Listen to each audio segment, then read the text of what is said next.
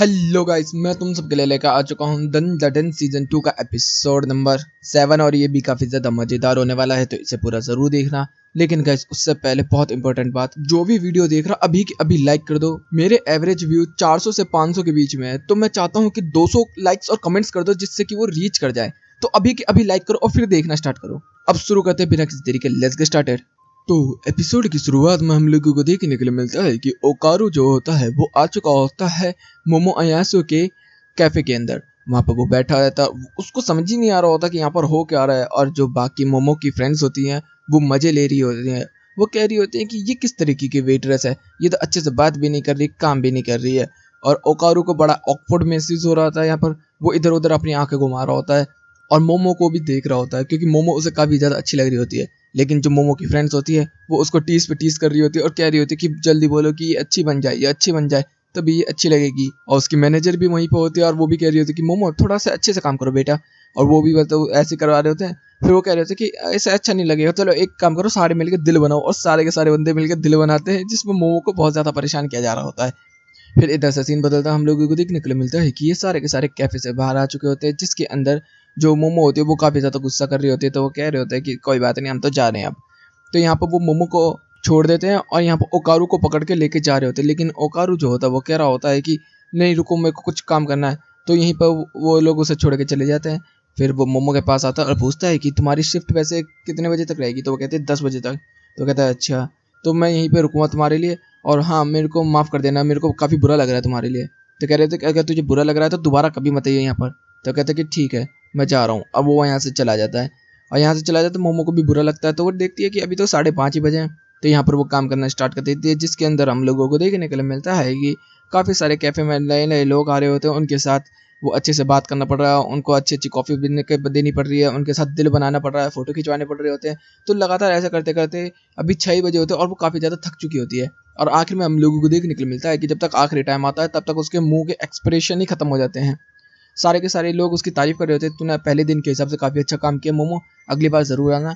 और यहाँ पर 10 बज चुके होते हैं, तो वो निकल कर आती है अपने कैफ़े से। और जब वो निकल कर आती है तो वो यहाँ पर ओकारू को ढूंढ रही होती है, लेकिन ओकारू जो होता है वो उसको मिल नहीं रहा होता। तो यहाँ पर नहीं मिल रहा होता, तो तभी ओकारू जो होता है पीछे से भागता हुआ आता है और कहता है कि मैं किसी भी लड़की को रात के अकेले नहीं जाने दे सकता, चलो मेरे साथ चलो। और वो हाथ बढ़ाता है, लेकिन तभी वो हाथ पीछे कर लेता है और फिर वो आगे की तरफ बढ़ने लगता है। तभी मोमो पीछे से आके उसका हाथ पकड़ लेती है। इधर से सीन बदलता हम लोगों को देखने मिलता है कि इधर से जीजी की ट्रेनिंग चल रही होती है, जिसके अंदर मांजीरो उसे धक्का देने की कोशिश कर रहा होता है, लेकिन अब वो काफ़ी अच्छे तरीके से अपनी ची को कंट्रोल कर पा रहा होता है। जिसके अंदर जो ग्रैंडमा होती है वो कह रही होती है कि ठीक है मांजीरो, गर्म पानी तैयार रख, मैं इसके ऊपर ठंडा चीज़ डालूंगी जिससे कि ये ट्रांसफॉर्म होगा। अगर ये कंट्रोल से बाहर जाएगा तो हम लोग इस पर पानी मार के ठीक कर देंगे, लेकिन तुझे जीजी अपना को कंट्रोल में करना होगा। और ऐसे ही करते हैं, जिसके अंदर हम लोगों को देखने के लिए मिलता है कि जो जीजी होता है वो अपने आप को ईवल आई बदलने से रोक लेता है। जिसके अंदर जो ग्रैंड माँ होती है वो काफ़ी ज़्यादा इंप्रेस हो जाती है, लेकिन वो कह रही होती है कि तू केवल रूम टेम्परेचर वाली चीज़ों पे अभी रिलाई कर सकता है, लेकिन अगर इससे ज़्यादा ठंडी कोई चीज़ हुई तो तू फंस जाएगा। तो इधर से इनकी ट्रेनिंग चली रही होती है, तब तक यहाँ पर मोमो और ओकारू भी आ जाते हैं। वो लोग कह रहे होते हैं कि काफ़ी ज़्यादा ठंड है बाहर। तो इधर से ग्रैंड मैं कहती है तुम लोग क्या कर रहे थे। तो वो बता देती है कि मैं तो पार्ट टाइम जॉब कर रही थी, इस वजह से लेट हो गए, थोड़ा सा गर्म पानी पी लेते हैं। लेकिन तभी हम लोग देखते हैं कि यहाँ पर आयरा और जीजी भाग के इनकी तरफ आ रहे होते हैं, लेकिन जो आयरा होती है उसकी कोल्ड कॉफ़ी जो होती है वो जीजी के ऊपर गिर जाती है और सब लोग गर्म पानी उसके ऊपर फेंकना स्टार्ट करते हैं। लेकिन तभी तक हम लोग देखते हैं कि उसने बैरिकेड बना लिया होता है ईवल आई ने, और मोमो अयाशी को अंदर पकड़ लिया होता है। और सब लोग कोशिश कर रहे होते हैं उसे बचाने की, लेकिन कोई भी उसे बचा नहीं पा रहा होता। इधर से हम लोगों को देखने को मिलता है कि जो ग्रैंड माँ होती है वो तालिस्मा लगाने की कोशिश करती है, लेकिन जो वो तालिस्मा है वो काम नहीं करता यहाँ पर। और फिर इधर से वो जीजी जो होता है उसके कपड़े फाड़ देता है मोमो को, और इधर से मोमो जो होती है अपने टेक्निक का हाथ से उसको पीछे की तरफ फेंक देती है।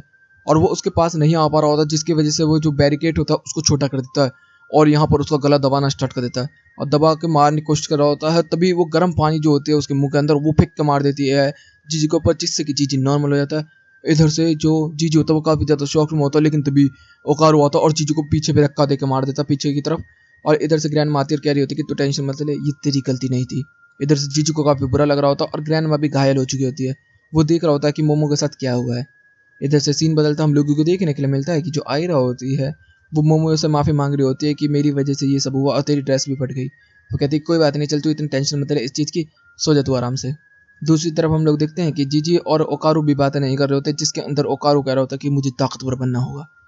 अगला सीन बदलता है, हम लोगों को देखने के लिए मिलता है एक फार्म, जिसके अंदर हम लोग देखते हैं कि मिस्टर मैट्रिक्स जो होते हैं वो काम कर रहे होते हैं। तब तक यहाँ पर ओकारू आ जाता है और ओकारू उनसे मिलकर बातचीत करना स्टार्ट कर देता है, जिसके अंदर वो कहते हैं कि हाँ, पहले मैं जब इंसानों के साथ रहता था तो मैं ऐसे ही रहता था, तो अभी मुझे ऐसे ही रहना पड़ेगा रूप बदल के। तो इधर से वो कह रहा होता है कि और भी एलियन करते हैं क्या? तो कहता है कि मुझे पता नहीं है।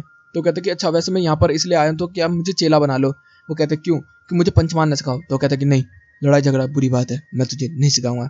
और इधर से ओकारू जो होता है वो आ जाता है वापस घर, और जब यहाँ पर ग्रैंड माँ कहती है तू भी काम कर रहा था, कह रहा होता कि हाँ, और जीजी एक दूसरे को देखते हैं, ओकारू तो मुंह फेर लेते हैं। इधर से हम देखते हैं कि जो मांजीरो होता है वो ग्रैंड माँ के साथ बात कर रहा होता है, जिसके अंदर जो जो मांजीरो होता है वो कह रहा होता है कि हमें हाशिश को बुलाना होगा बहुत ही जल्द। अब मुझे नहीं लगता कि जीजी जो है वो इवल स्पिरिट को कंट्रोल कर पाएगा। तो ग्रैंड माँ जो होती है वो कह रही होती है कि मांजीरो, इन बच्चों पे तो यकीन तो कर थोड़ा सा। तो कहता है कि मैं यकीन कर सकता हूँ, लेकिन मैं चाहता हूँ कि इनको चोट ना पहुंचे। तो कहते हैं कि देख, बड़े का काम है इनको सही रास्ता दिखाना, और मैं वही करूंगी। इधर से हम लोग देखते हैं ओकारू जो होता है वो पंच मारने की प्रैक्टिस कर रहा होता है, लेकिन तभी टर्बो ग्रैंड यहाँ पर आ जाती है। वो कह रही होती है कि अबे तू क्या कर रहा है? तो कह रहा है कि मैं पंच मारने की कोशिश कर रहा हूँ। तो कह रहे हैं कि ये कैसा अजीब सा डांस कर रहा है, तू पंच मार रहा है ये? तो कहते हैं कि हाँ, मैं स्ट्रांग बनूंगा पंच मार के। तो कहते हैं तू पंच मार के स्ट्रांग बनना चाहता है या फिर स्ट्रांग बन के पंच मारना चाहता है? तो कहते हैं क्या मतलब है? तो कहते हैं कि तू स्ट्रांग बनना चाहता है या पंच मारना चाहता है? तो कहते दोनों। कहते तू नहीं समझने वाला, चल वैसे तू मेरी पावरों का इस्तेमाल कर रहा है तो मैं तुझे लेके चलती हूँ एक जगह पर। तो यहाँ पर हम लोगों को देखने को मिलता है कि आयरा इनका पीछा करना स्टार्ट कर देती है, जिसके अंदर ये लोग स्कूल के पास पहुंच जाते हैं, और स्कूल के अंदर ये लोग घुस जाते हैं, जिसके अंदर तभी हम लोग देखते हैं आयरा भी आ जाती है। और वो कह रहा होता है ओकारू की तू चली जा, तू क्यों आई है यहाँ पर, तू पागल है क्या? तो कहती है कि अरे नहीं, मैं तो ऐसे इसीलिए आ गई ऐसे इसी। तो टर्बो ग्रैनी इसको बुरा भला कहने लगते हैं, जिसके अंदर हम लोग को देखने को मिलता है कि वो फिर हेयर गर्ल में बदल जाती है, जिससे उसकी पिटाई कर देती है टर्बो ग्रैनी की। फिर यहाँ पर हम लोग को देखने को मिलता है कि ऑलमोस्ट 2 बजने वाले हैं, 1:52 हो चुके होते हैं। इधर इधर से जो टर्बो ग्रैनी होती है वो कह रही होती है कि चलो अब मेरा पीछा करो। अब वो पीछा करते रहते हैं, और इधर से आयरा और ओकारू बात कर रहे होते हैं, जिसके अंदर वो मतलब एक्टिंग करके दिखा रही होती है क्यूटनेस बन के। तभी वो उन लोगों को एक कमरे के अंदर ले जाती है, जिसके अंदर हम लोगों को देखने को मिलता है वो होता है एक म्यूजिक रूम, जिसके अंदर आयरा ही कुछ चीजें आके गिरा देती है, जिससे कि ओकारू डर जाता है, लेकिन बाद में वो लोग साथ में खड़े हो जाते हैं। जैसे मैं वो बात कर रहे थे और आयरा कह रही थी मुझे डर लग रहा है, तभी अचानक से एक शोर होता है, जिससे आयरा पंच मार को उड़ा देती है ओकारू को। तो पता चलता है कि टर्बो ग्रैनी ने पियानो बजा दिया होता है। तो कह रही होती है कि अबे पागल है क्या बुढ़ी, तू मारना चाहती है? तो कह रही थी कि अच्छा सुन, अब तू ये सब छोड़, तुझे जो मैं कहती हूँ वो कर, जैसे मैं बीट बजाऊँ उछलना है तुझे। तो वो कहता है ठीक है। अब वो ऐसे ही करती है, जिसके अंदर वो कह रही होती है कि वैसे तू बीट के साथ तो कर पा रहा है, लेकिन तू स्लो है और काफी अच्छा डांस कर रहा है, लेकिन तुझे मैं बता दूं, ईविल आई को हराने के लिए काफी नहीं है, क्योंकि जब तक तेरी रिदम जो है वो 2 बीट पे काम करती है, तो ईविल आई जब तक 4 मूवमेंट कर चुका होता है। जिस तरीके से जो तेरी ये बाल वाली फ्रेंड है, उसी तरीके से ये भी ईविल आई भी 4 मूवमेंट्स कर चुका होता है, और जब तक तू 4 मूवमेंट करता है तो वो 16 मूवमेंट कर देता है, जब तक कि वो अपने स्पेशल मूवमेंट में आ जाता है। तो कहते कि अच्छा ऐसी बात है। तो कह रहे होते कि हाँ, बस तुझे अपनी स्पीड को और तेज करना होगा। तभी पियानो अपने आप बजना स्टार्ट हो जाता है। तो हम लोग को देखने को मिलता है कि एक भूत आ चुका होता है, जो कि कह रहा होता है कि कौन इतना बेसुरा बजा रहा है, और वो आते ही पियानो बजाना स्टार्ट कर देता है, और काफी सारे म्यूजिशियन गोस्ट को यहाँ पर बुला लेता है। और यहीं पे ये एपिसोड भी खत्म होता है। तो गाइस, जो मैंने बोला कि लाइक जरूर करना और कमेंट ज्यादा से ज्यादा करना प्लीज, टारगेट रखते 200 लाइक्स का। तो गाइस, वीडियो अच्छी लगी तो वीडियो को लाइक कर देना, चैनल को सब्सक्राइब कर देना, कमेंट बॉक्स में अपनी प्यारे प्यारे बातें भर देना। Okay guys, bye bye, thank you for watching.